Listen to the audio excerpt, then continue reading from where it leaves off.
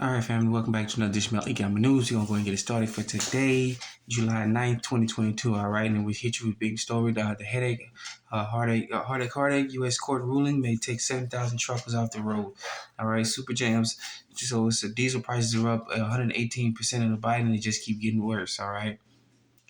All right, here we go. It says, although an article here that's got that U.S. Transportation Secretary, you don't want to mention anything about the current regime in charge, so you gotta just say what you gotta say to keep the censors off of YouTube off your back. All right.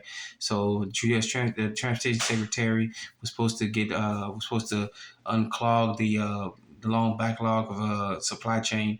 All right, and then we got a case here with the U.S. Supreme Court decision that could force California's 70,000 owner operators, independent folks who own their own trucks and they operate on their own, to stop driving.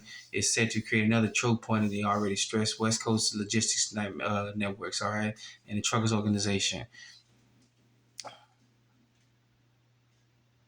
All right, and here we go down here. This place is like the Supreme Court. They won't challenge it. They won't throw out a lower court's ruling. All right, that says these operators got to stop going on. All right, this is kind of a big consuming article here, but go ahead and get it. Go ahead and get it for you. All right, this is from investmentwatchblog.com. All right, and this would be really bad if these 70,000 owner operated trucks can't operate in California. All right, they're already creating a major issue. All right, we got diesel supply shortages, and then now they're going to get told, you independent owner operators, you can't operate. You got to be part of somebody else's organization and be paid by them instead of being paid yourself. All right, and it's kind of big because a lot of owner operators, they charge way less to haul some things that they can't haul. All right, you have small trucking companies who haul small loads, who can actually charge affordable prices to some of these port operators. All right, we're going to get this article for you here. Remember, this is from investmentwatchblog.com. All right, investmentwatchblog.com. All right, and then we got another story here. This is from thepostmillennial.com. All right, thepostmillennial.com. All right, Flashbang sold 1 million barrels of oil from the U.S. Strategic Oil Reserve to Chinese company Hunter Biden invested in. All right, here we go. We got the current Flashbang administration of regime up there. They're selling everything and their mama. They must be trying to get money, but they supposed to have been oil for us, but they're giving it away to everybody else. All right, and then we get into the article a little bit down here. All right, on Wednesday, Reuters revealed that more than 5 million barrels of crude oil that were expected to be put in use in the U.S. to bring down skyrocketing prices at the pump were instead sent to European nations, India, and China. Here we go, boy. They don't do nothing for us, but they expect us to suck it up and deal with it. All right. And then, of course, if you get down to the article a little bit more here, it says everybody's blaming everything on the Ukraine situation. All right, they always want to go everybody and blame something on everybody else. All right, and then let's get into the article a little bit. All right, speaking with the Washington Free Beacon, Power and Future founder Daniel Turner blasted the administration for selling raw materials to the Communist Chinese for them to use as they wanted. All right.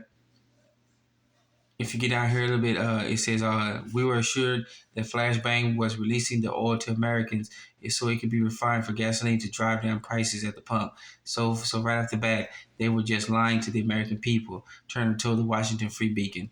They were saying they did, and what they did are not remotely related. All right, here we go. We got issues. All right, so we got truckers off the road. We got our oil being sent overseas to other folks, and they said it'll be here. Man, I can't tell you what's going on. Let me know what you think in the comment section about this one. All right. So we get this article here. This is from thepostmillennial.com. All right. Take it down right there. And here we go again with Zimbabwe. Remember, we told you they always bash Zimbabwe currency. They always talk about Zimbabwe, but they never talk about the Weimar Republic. But Zimbabwe is coming back. They got a bad inflation over there, and they're still fighting it off. And then here we go again. All right, this is from money.usnews.com. All right, money.usnews.com. All right, Zimbabwe to introduce gold coins as local currency tumbles. All right, so as the currency continues to get hit, the Zimbabwe dollar, they're introducing gold coins, so they're hedging their people against. They're actually hedging their people against inflation. All right, about what's the rampant inflation. So if they start giving their people gold coins, that people have purchasing power. They realize the fiat currency system is going to go bankrupt. Yeah, so like you said, if they their currency's collapsing, and if they're giving their people gold coins right off the rip, they know something is up. They know the economic situation with fiat currency is collapsing. They're doing their best to protect their people. Why can't we do that here in the what they so-called Western Hemisphere? Instead, they talk about everything but how to protect their people, how to protect us here in the country, here in the states. So you got to do it on your own over here. All right. So go and get this article. This is from money.usnews.com. All right. Money.usnews.com. All right, get that story out. Let me know what you think about these stories in the comment section because this is getting really hot and heavy. All right, and then we got a story here. This is from Reuters.com. I know this is a mainstream website, man, the MSN website, but then they tell the truth sometimes as well too. All right, Reuters.com. All right, Bank of England tells lenders to brace for economic storm.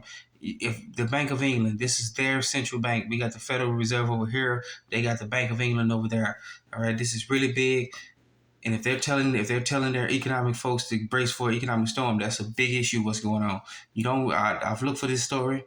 I looked for this story all over the place, and I couldn't find anything about it. And it's so kind of only news. All right. All right. I got my little baby. No, I'm sorry. My little daughter. She just woke up. So all right. Hold on. Give me a second.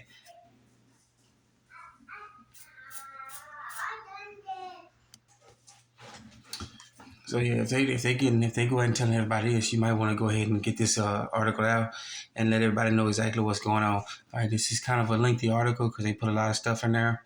All right, and then it says basically here, the Bank of England warned on Tuesday that the economic prospects for Britain and the world who had darkened since the start of the year, and have told banks to ramp up capital buffers to ensure they could weather the storm.